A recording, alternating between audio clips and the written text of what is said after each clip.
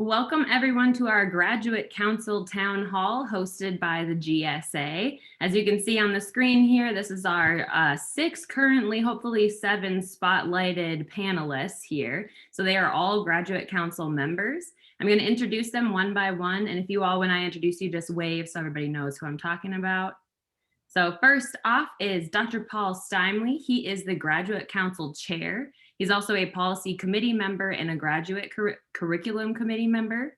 There's Dr. Nancy Hoffart. She is the graduate curriculum committee chair. Then Dr. Ben Dyson. He is the policy committee chair. We have a lot of great people with us today. Dr. Dennis Lajeunesse is a policy committee member and graduate curriculum committee member. Dr. Courtney Harrington is a graduate curriculum committee member and appeals committee member. And Dr. Brad Johnson is a graduate curriculum committee member and appeals committee member. And if Dr. Vidya Gargea joins us in a little bit, he is a graduate curriculum committee member. I'm here, Lexi. You're here. Hi, Vidya. So sorry. Let me add you to the spotlight. There we go. All right. So here is our 7 panelists. We did ask graduate students to submit questions beforehand. So I do have a couple to start us off with.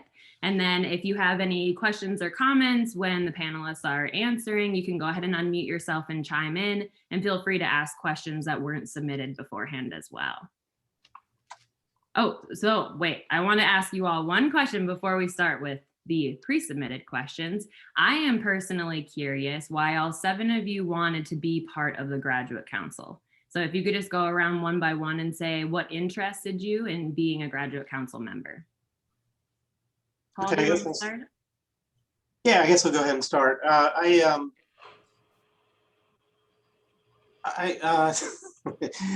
trying to think now. So no, yeah, I have a real interest certainly in graduate education, and kind of wanted to, as director of the graduate programs in biology, be able to sort of understand how things work at sort of the higher administrative level, and actually contribute at that level if there is some way that I can. And so this is a really excellent way to do that. We do a lot of important work, and I'm really glad that I pursued it. So. Thank you. I can go next. So I'm a faculty member in the School of Nursing, and I guess about 3 years ago or so, we had somebody who left the university, and she had been on this committee, so our school needed a replacement. And I thought, well, I've taught master's, I've taught PhD, and I've taught in our doctorate in nursing practice program also in the School of Nursing, and I've done a lot of graduate work in positions at other universities. So I thought, I think I have some expertise that I could offer. Thank you. Should I go next? Okay. Yeah, I'm Vidya Gargea, and Associate Dean Greg Bell and Dean Burke twisted both my arms and said, you better serve on the Graduate Council. No, just kidding, folks, just kidding. I've been teaching graduate classes since 1985. So this is my 36th year of teaching graduate classes, and my heart is into graduate education. And nobody could stop me from getting onto the Graduate Council. In fact, I had to fight off 80 of my colleagues in the Bryan School, and I'm there. Thank you. Vijay, I thought I was the reason. You are all the reasons for the last couple of years. I'm having fun with all of you. Thank you. You're the reason we all stay, Paul. Really? Yeah, especially Lexi and Naglaa. They've been keeping me on my toes. Thank you. That's right. Do you want me to go next? Hi, I'm Ben Dyson from Department of Kinesiology. As you know, I have a funny accent from New Zealand. Thank you, Courtney, for mentioning New Zealand as a nice place earlier on. I wanted to be on the Graduate Council because I wanted to get to know and be connected with other faculty at the university, but also obviously being in the kinesiology ED online program we have 80 students, and we need to have that connection with the department and the university. And I also have 3 PhD students. And the first meeting I went to, I think I had coffee with Kelly afterwards, and Kelly said, "Oh, you had a lot of questions about policy. Are you interested in being the chair?" And foolishly, I said yes. And it's been a very good experience for me, and I really enjoy the work that we're doing with policy. And I think we're improving the policy of in the graduate council and at the university. So look forward to any questions people have about that.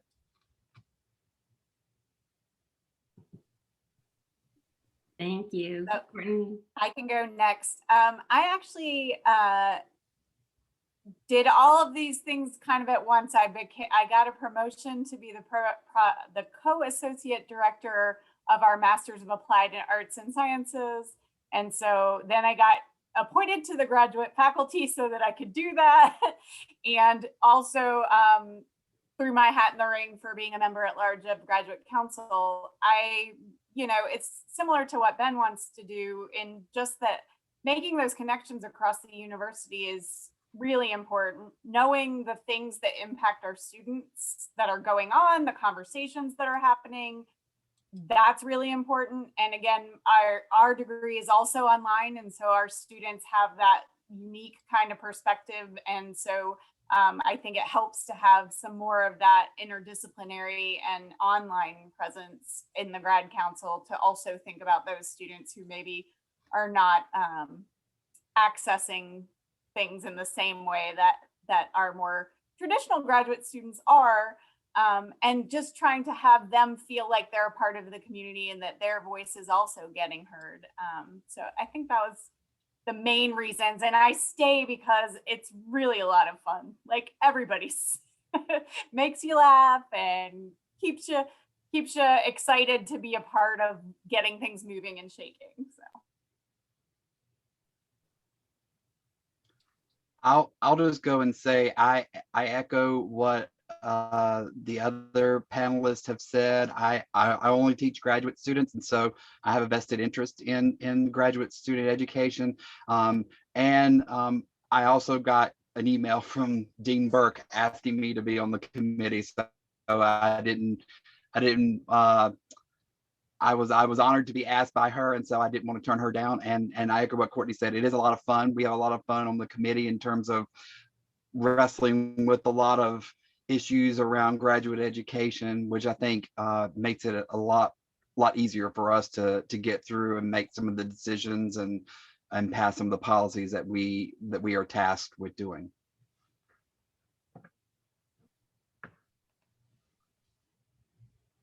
Some last. So I'm Dennis Loshness. I'm a professor in nanoscience. I guess I didn't realize I am DGS, and so it's important for and we have a very large number of grad students, and so it's important for us to have representation. We're a very small department and small unit, and we're also remote from everybody, so it's really important for us to have representation in the graduate council. And then I learn a lot, and it's a good group of people to hang out with and learn from. So I'm here. This is part of my job. It's good. I had a choice. Thank you, yeah, now all the students can see what we mean by having a good time in the graduate council. We are laughing most of the time. Okay, well, I'm going to start us off with the first question, since we don't have a lot of time today. And then students that are on the call, you can jump in after that, and the floor is open to you. So this one might be a good one for you to address, Ben, but anybody can jump in. One student asked, what are the current policies that the Graduate Council is working on? Well, that's a great question. We have a number of policies.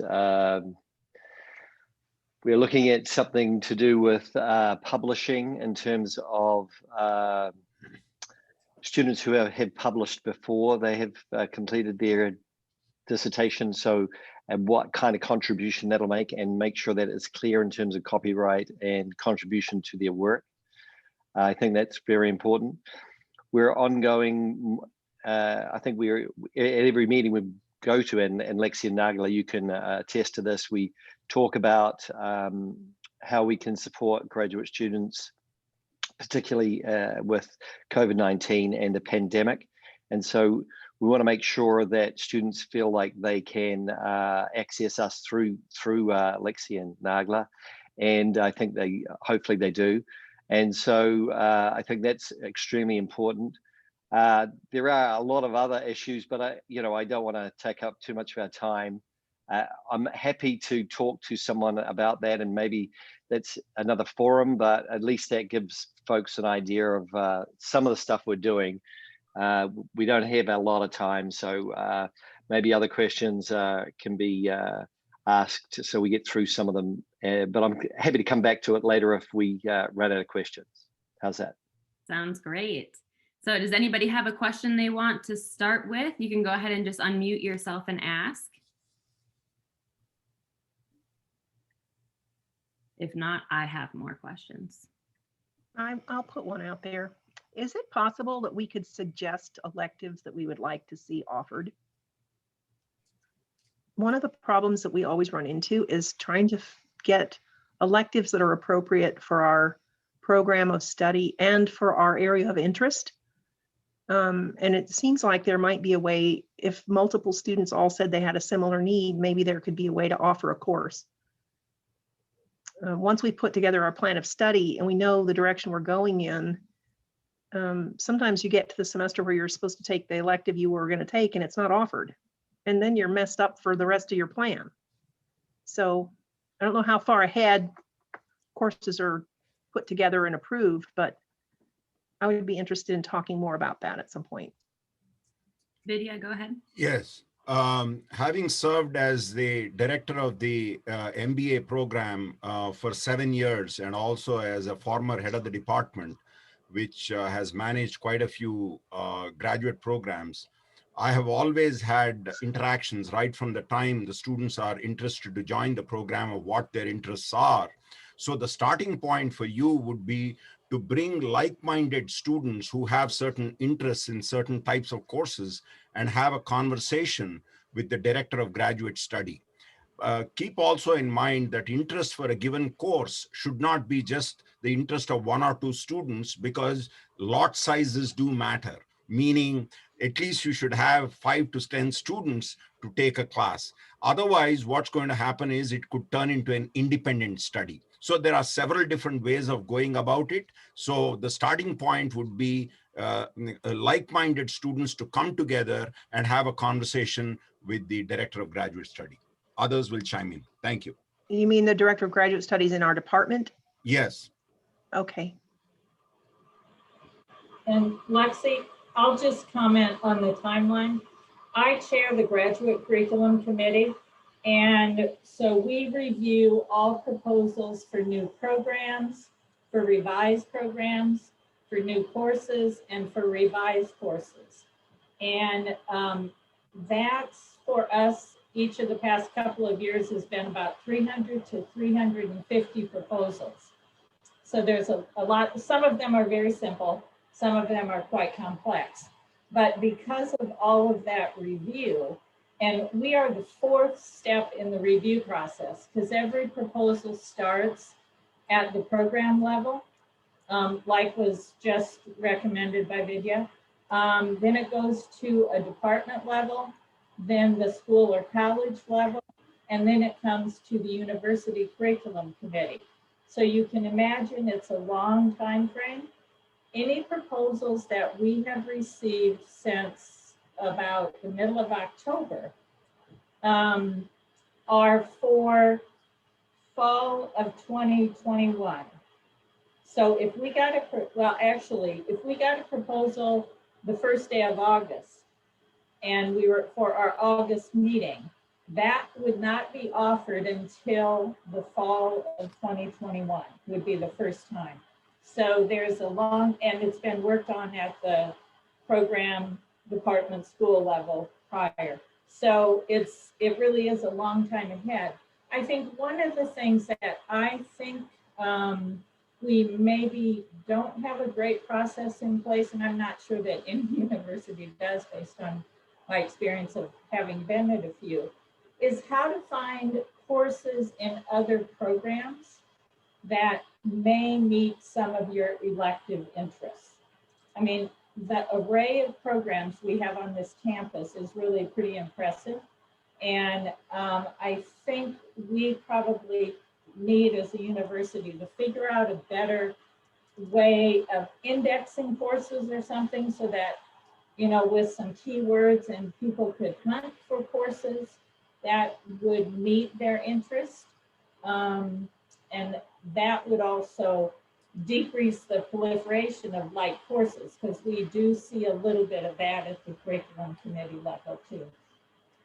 Yeah, that would help a lot. You know, you can search in the undergrad for GEC level or, you know, attribute level and find stuff throughout. We don't have anything like that at the graduate level. That would be very helpful. It's interesting. I think we're actually going through like a cleanup, like of cross-listed courses and stuff. So there is action in the curriculum committee of trying to, let's say, clean up the curriculum and organize it so it could be. And that's actually a really good idea that we might want to employ some sort of notion of being able to like connect courses or, and because we're getting rid of the cross-listing, or we're controlling cross-listing, which has been a kind of a challenge. It's when a course is labeled in like 3 different programs as the same course, but then sometimes takes on a life of its own. That's something more complicated, but this is aligned with that, and that we could probably think about ways of looking at how courses could actually augment, cleaning the curriculum up and making it more useful for the entire university system rather than just individual departments. That's a good idea, Nancy, I think. I've found, as we have the new PhD in social work program, and they have a strong focus on diversity and underserved populations, which is similar to our PhD program in nursing. And as we've reviewed courses at the curriculum committee, there are many that I thought would be wonderful electives for some of our nursing PhD students. And, you know, I think, but it gets published in the catalog, but we don't have that indexing process, so that I'm aware of. I think I would just sort of add, and maybe this will be the last thing on this topic, just because we have other things, is that, you know, it's really important that this sort of gets started at kind of the local level. So, you know, you or other like-minded students are interested in a course, as was suggested, you know, talk to your graduate program director, talk to the faculty, talk to your advisors, say that you think there's a real need for this as an elective course, and very often the faculty members know what other courses are available in other departments. And so that would be the first place to start. And I think then you can move from there. You can certainly do some of the exploring yourself, but my guess is getting help from the faculty members is probably the first place you want to go. So yeah, it's a big problem. The elective courses and having appropriate ones is a big issue. And I know in our program as well. Thank you, Rose, for that question. We have another question for the panelists.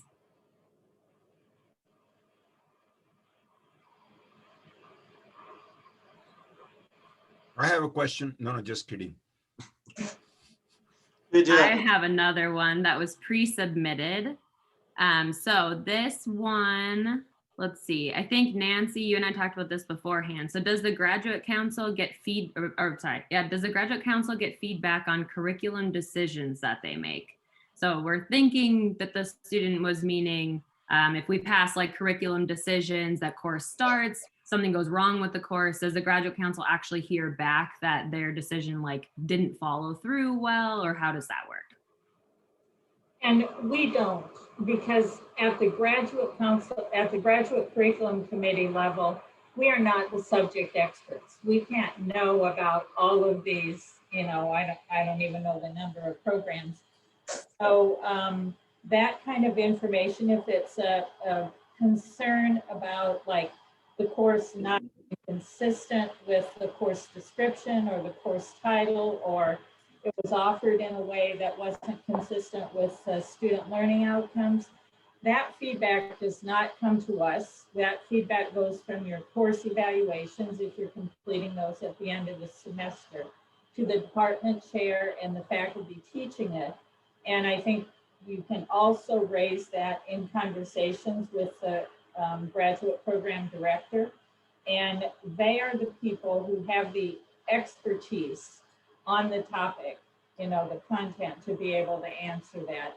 We wouldn't have that. If there were a problem, I mean, with it being too many hours for the number of credits allocated, that again would really have to be addressed more at the local level. Unless you brought it up and it wasn't addressed, then you take it to the next level. In time, it might come to us, but I think it would probably get solved at the lower levels. So I hope that I wasn't totally clear on what that question was. But if that didn't get it and you want to clarify, I'm willing to give another shot at it. Thanks, Nancy. Vidya, did you have a comment? Yes. Both for the previous question and this question, I have a solution. There's a solution. The thing is, probably like these town halls, to have a town hall, and I used to do it as the director of the MBA program years ago, which is to have a town hall with the students. Interested students could come and meet with me on a Friday afternoon or a day or a time convenient for them, because we also had evening programs, and keep it open for an hour or so and free for all discussion, so that the graduate director knows what are the issues, so that it should be on an ongoing basis. That's my recommendation for all directors of graduate study, to have a town hall meetings with graduate students once a semester. Thank you. We got some comments in the chat. People love that idea. So graduate students, these are the people with the answers. So if you have any curriculum questions, policy questions, ideas even, they're very receptive to ideas. Naglaa and I are constantly shooting ideas at them. So now is your chance. We have about 6 minutes left. If you have anything you want to say or ask. Out of those 6 minutes, can I just speak for 10 seconds? Because somebody asked, can you mandate that so it actually happens? Graduate Council cannot mandate what needs to be done. It only has to bubble up. So that's my recommendation. We could only suggest at most, but we can't mandate. Am I right, Paul Steimle? You are the boss of this committee. Yeah, pretty much. I mean, I imagine there's a possibility it could be made into a policy, but it's usually not wise to do that. I think the graduate school really likes to give the flexibility to the programs to kind of run things the way that they, that they feel is best for their program. I think that certainly we could provide a best practices kind of thing, or, suggestions and all that. But yeah, you're right. I don't want to say it, but you're right, Vidya. You're right. And just so all the grad students are aware, because I've learned throughout this year that some of them aren't aware of what a DGS is. So that's your director of, they changed it now, Director of Graduate Studies, DGS. So each department, if I'm not wrong, somebody correct me, should have a DGS for those graduate students. And that's your point person to go to for what courses that you should take, questions about courses, everything that we've been talking about so far that they've mentioned that. If you don't know who your DGS is, I would ask your department head. If you have any issues with your DGS, like what Vidya was saying, that they should be holding town halls, they should be reaching out to you. If that's not happening, then I would suggest using that Minerva's mailbox that Dean Burke sent up, just so you can submit that and she will take care of it for you. I was just going to, Courtney, I was actually going to say that too. So it's not only your idea, it's mine too. So no, it's just so you know, the new thing is they're called graduate program directors. And the reason for the name change is that some departments have multiple programs and they have individual program directors. And so if you see GPD, that's what it means. Okay, it's the same person, right? Same thing pretty much. Do you agree with that, Courtney? Okay, thank you. Yeah, Dr. Bell has to constantly remind me that it's changed and I can't. Yeah, I don't know. You know, and TAs are now really called IAs, and so that's another thing. So yeah, just same thing, different name. So Maurice in the chat said there was a group looking at UNCG's website and its accessibility for students. Can they look at the way that the course catalog is presented online? Is that a question that you all could address? I guess that I could say that it actually has improved quite a bit. And I think that they're always looking for new ways to improve that. It's much easier to search now, although you may have all found that doing a Google search can give you a better outcome than searching the actual site. But as far as being able to find things, it's a lot better. I agree it can be improved. I think that's something that comes through. Yeah, no, it says sorry, but my experience is still a nightmare to navigate. I agree, but it's less nightmarish than it used to be. And I think it needs improvement, but I think that's going to come probably at the university level. It's not really something that we could certainly advocate for that kind of change from the council and from the graduate school. But yeah, I feel your pain because we have to deal with it as well. So for the students that have been entering here, these are all members of the Graduate Council, and they make curriculum and policy changes for graduate students at UNCG. We have a couple of minutes left before it's going to be moving on to our assembly meeting. So does anybody have another question for them about policy or curriculum or an idea you want to pitch? One other comment on that catalog. The czar for the catalog is Greg Bell. Greg, you are the czar, right? We always look up to you. In case you run into any problems or the links are not appropriate, please send Dr. Bell an email. Am I right, Greg? Have I put you on the spot? No, that's right. I'm happy to take those suggestions. I don't maintain it myself, but I know the people who do. Right. And it's a product that we buy. It's like Canvas or some other thing that we use. It's called CourseLeaf, and actually Ian Draves is the real expert. But yeah, so we're limited by what it's able to do, unfortunately, and I would agree with Paul that it's much better than it was, but we know that there's always room for improvement. And please do send specific suggestions for improvement to me, and I can make sure to get them where they need to go. I have maybe an idea based off our conversation that we've been having. A lot of students are saying we have so many fabulous courses at UNCG, but they're just not aware of them, especially new ones. What if, like, at the beginning of each semester, the curriculum committee just put together a quick list of new courses being offered? Maybe that doesn't have to be the curriculum committee, it could be somewhere else too. And that could just be a newsletter sent out to all graduate students. FYI, these are new courses this semester. And Rose likes that, cool. Just a quick newsletter, I feel, would make everybody on the same page, and then we wouldn't have to take care of that too. That's an easy automated job we can run. But just because a course has been approved doesn't mean it's going to be automatically be offered, because it's left to the individual departments and their resources. Yeah, as you all know, if you're using Banner self-serve right now, it's not a very good experience because you can only look by course prefix or something. So yeah, that's on my fix-it list. But, hello, Dean Burke. Thanks for joining us. Am I late to the party? It seems like y'all been going for a while. This was the graduate curriculum panel, or graduate council panel, by all my words. So we are at 4:31 here. So I just want to let everybody know, if this is something we're interested in doing again, we absolutely can. We just wanted to kind of gauge interest with this first town hall. So if graduate students, if you liked it, you want them back again, we can do it again next semester.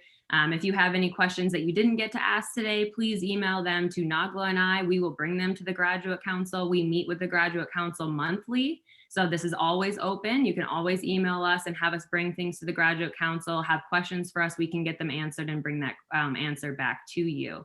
So thank you so much, panelists, for coming. That was a great first introduction to what the Graduate Council is and what you all do for us. So we appreciate your time today.